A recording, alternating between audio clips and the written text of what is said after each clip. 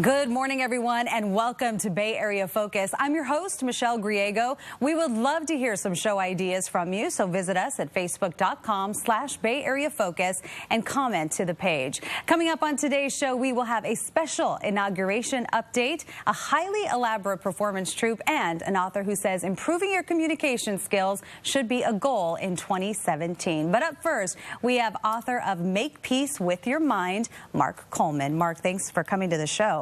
Pleasure to be here, Michelle. All right, so this book is all about your inner critic, and you call the inner critic a gremlin. Explain that. So the inner critic, is that voice inside that's always on your case that says you should be more, you should be doing stuff, you're not enough, you're imperfect. And so it's a negative critical voice that really hampers our sense of well-being and worth. Do we all have one?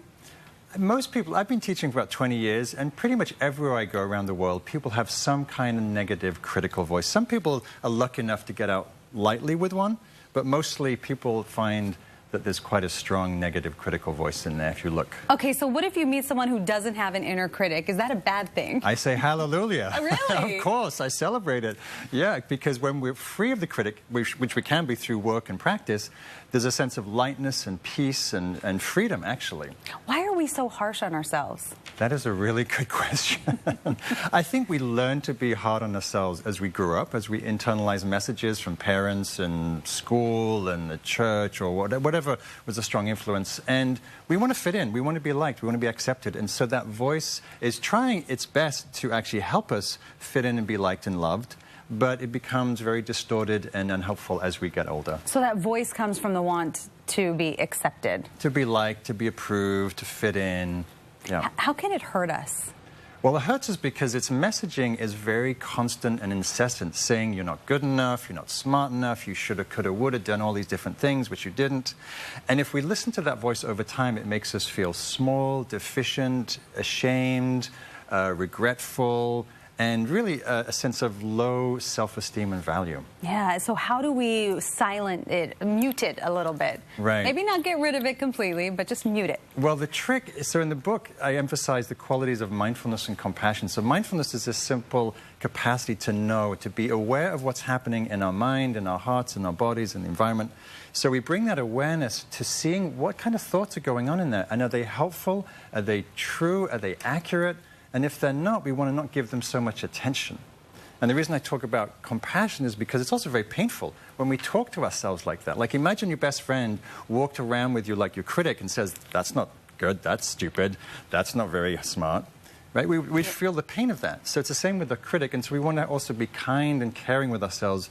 And being compassionate is saying, no, that's not helpful, not useful.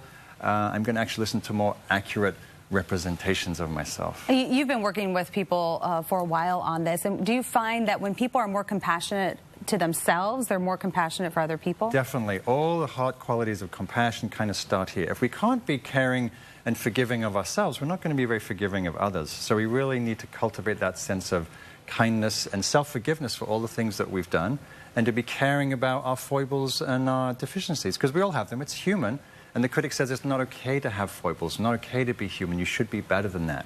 So what do you tell people who are afraid to let go of that inner critic? Somebody who will say, well, maybe I won't accomplish anything if I don't have that voice in my head. Right, that's a very common thought. I say to them, there are many better things to listen to in your mind other than that very negative critical voice. We can listen to our conscience, we can listen to our motivation, we can listen to our aspiration to do well and do good in the world. So there are other things that we can draw on other than that negative critic. Because the more we listen to the critic, the more power we give it, and the more influence it has on us, and the worse we'll feel. You know, one of your chapter titles I think is interesting. It says, Giving Up Hope of a Better Past. Explain that. So we often spend a lot of time regretting and trying to fix our past by going over it and over and over with conversations and events.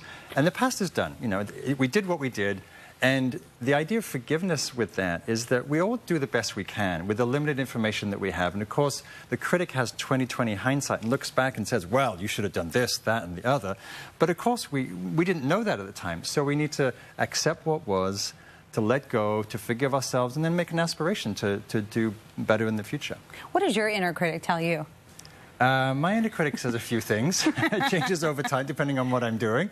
So after this interview, it might be saying, well, you could have said this, that, and the other. It gives Well, me... you tell that inner critic. He doesn't know what he's talking about. Exactly. You did it great. Perfect.